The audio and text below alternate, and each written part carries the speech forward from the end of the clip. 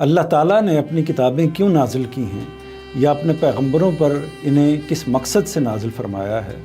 कुरान मजीद का मुताला किया जाए तो उससे चंद बातें वाज़े होकर हमारे सामने आती हैं। एक बात यह वाज़े होती है कि अल्लाह ताला की हिदायत लिखी हुई और अल्लाह के अपने अल्फाज में इंसानों के माबैन मौजूद हो। तो पहला एक तरह से हम मकसद ये कह सकते हैं इन किताबों का, ये है कि खुदा के अल्फाज उसकी किताबों की सूरत में, उसकी बात उसके अपने अल्फाज में एक तरह से इंसानों के दरमियान में मौजूद हो, उनके पास मौजूद हो।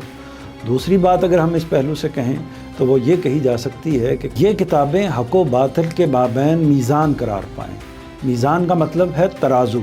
यानी इनकी मीज़ान पर हक़ व बातिल को परख कर देख लिया जाए, इनकी मीज़ान पर तोल कर देख लिया जाए कि कौन सी बात हक़ बात है और कौन सी बात बातिल बात है। ज़ाहिर है कि वो सारी बातें दीन से मुतल्लिक़ हैं, यानी दीन से मुतल्लिक़ जो भी बातें लोग बयान करते हैं या लोगों तक पहुंचती हैं या जिन पर लोग एतकाद रखते हैं, उनको दीन की हैसियत से पेश करते हैं, उनके बारे में फ़ैसला कैसे किया जाए कि ये बात हक़ बात है, यानी ऐन परवरदिगार की बात है, और ये बात परवरदिगार की बात नहीं है, इसको कैसे मुतय्यन किया जाए। तो किताबें ये फ़ैसला कर देती हैं, क्योंकि वो इल्हामी तौर पर अल्लाह ही की ज़ुबान में, अल्लाह ही के अल्फाज में इंसानों के पास मौजूद होती हैं, उन पर तोल कर ये जाना जा सकता है। तो दूसरा पहलू एक एतबार से हम ये कह सकते हैं कि हक़ व बातिल के लिए मीज़ान बन जाना, उसके लिए तराजू बन जाना, ये इन किताबों का एक मकसद है। फिर इसी तरह इसका आगे जो नतीजा निकलता है कि इससे हासिल क्या होता है।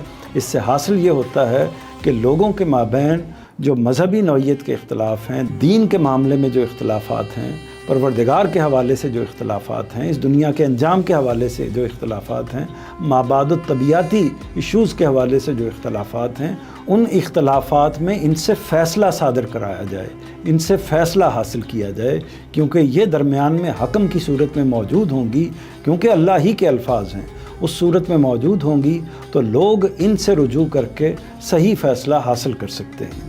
और इसी से जो अगली बात सामने आती है वो ये सामने आती है कि इसका नतीजा फिर ये निकलता है कि लोग ठीक ठीक इंसाफ पर कायम हो जाते हैं, यानी दीन के मामले में कोई कजी, कोई कमी, कोई खामी उनके अंदर नहीं रहती, बल्कि ये किताबें उनको दीन के मामले में ठीक ठीक इंसाफ पर कायम रखने का फ़ायदा देती हैं।